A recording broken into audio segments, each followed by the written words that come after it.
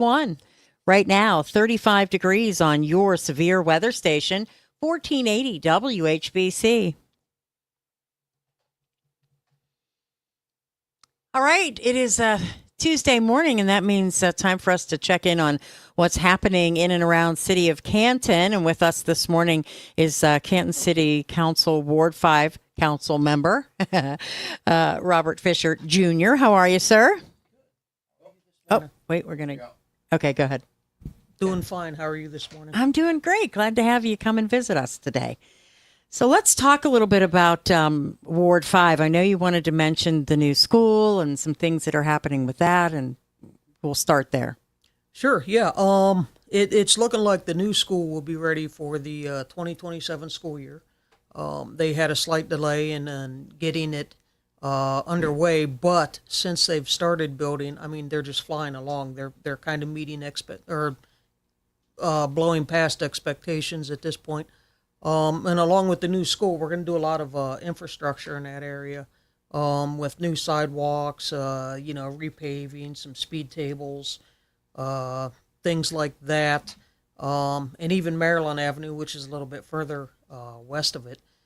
We're going to do some new curbs and things up there, maybe some speed tables also. It's a pretty bad road for speeding. So, but yeah, I'm excited for it. I can't wait for it. It's going to be the largest elementary school in the city, okay. Which is handy because, the schools are going to be shutting down some schools here pretty soon. There for a while, they built smaller schools. So, and now they want to get back to the neighborhood schools. So, but that'll be exciting, Where's the new school located? Just for folks the old Sowers. Old Sowers, okay. Land. In fact, it's going to be Lincoln Elementary School in homage to, Lincoln High School. Yes, yes. That'll be kind of cool, too. I'm glad they kept it, southwest end. Mm-hmm. I love that. That's great. That's great. What about Schrader Park? You have to talk about that, too. Oh, Stark Wayne Schrader Park. Yeah, we did a lot of work up there last year. Spent a lot of money. It's, for the most part, it's been good. New playground equipment. We took out a huge parking lot and put in grass again. Put some new fencing up, painted some old fencing. We're going to do a little bit more up there this year. We've got security cameras up there now.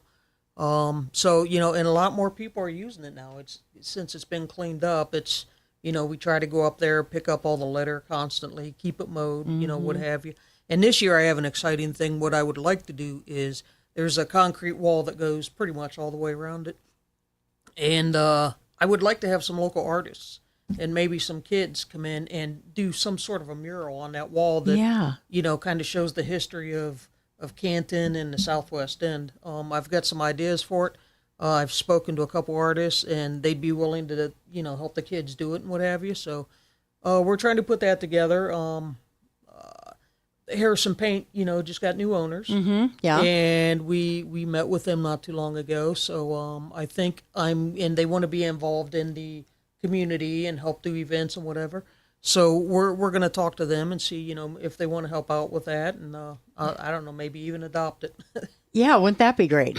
And that's kind of like what has been done downtown Canton with the murals and things like that. And I know that was Canton McKinley High School students that helped with that, all those murals. So that's pretty awesome. I love that. And that really brings the whole neighborhood thing back.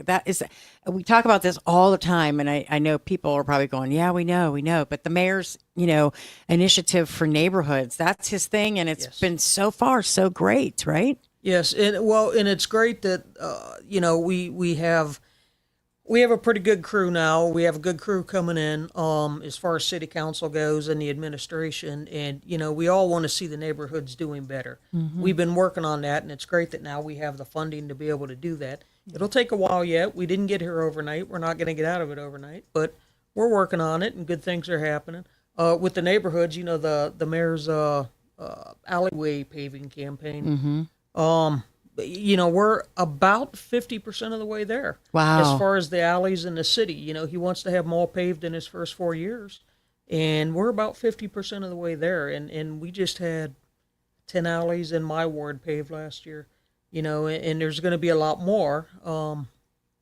So and that makes a difference, doesn't it? Makes a big difference. People think alleys, why are we paving alleys? Well, a lot of people in the city still have their garages that lead out into those alleys. And when they can't get, through the alleys because of potholes and what have you, I mean, it does damage to their car.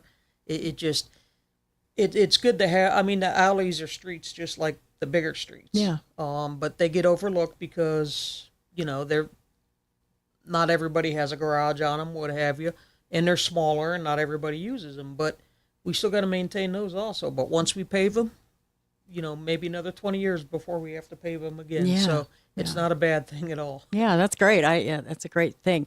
Also, the possible lobbyists. This is something that the mayor was here. He talked about. Talk a little bit about that, getting a lobbyist for the city. Yeah, well, I think personally it would be a great thing. As we know, when Senator Scheuring died, he was our biggest advocate. He spoke first down in Columbus. And we don't have him anymore. So we need somebody who can go down there and speak, the state language. And, we lost millions of dollars on the upcoming project for West Tusk. And we need to not let that happen anymore. I mean, we need to, if there's state money out there, we need to go get it because that's money we could use for other things, paving more roads, repairing bridges. Had 2 bridges repaired in Ward 5 over the last couple of years, or replaced, torn out and replaced in Ward 5 over the last couple of years. We could do more of that if we had more money.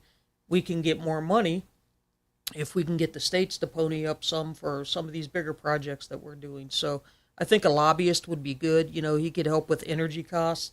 Everybody knows energy costs are going up, and they're not going to come down anytime soon, if at all. So Right. Whatever we can do to get some help on that end. I mean, I think it's a good thing and it's worth the money. And that's what was going to be my next question. Worth the money, the whatever it's going to cost monthly or whatever is not a concern. I mean, obviously you don't want it to be outrageous, but Well, I think the price at the moment, and I don't see any reason why it would change, but that's kind of out of my wheelhouse. But like $60,000 a year, if we can get a few million in project money for other things that we want to do. We're doing a lot of sewer line repairs, a lot of water line repairs. I mean, every little bit counts. I mean, it's the more money we can bring in from the state and the federal government, the more we can spend on other things. So I definitely think it's a good idea, and I'll support it. All right, very good. Well, we see how fast it goes when you step inside the doors. We appreciate you coming down today. Have a wonderful holiday. Merry Christmas to you. Well, I should say Happy Holidays because there's more than just Christmas. But, Happy Holidays to everybody and, Happy New Year. You too. Thank you so much. When you shop local, everybody wins. Shop local.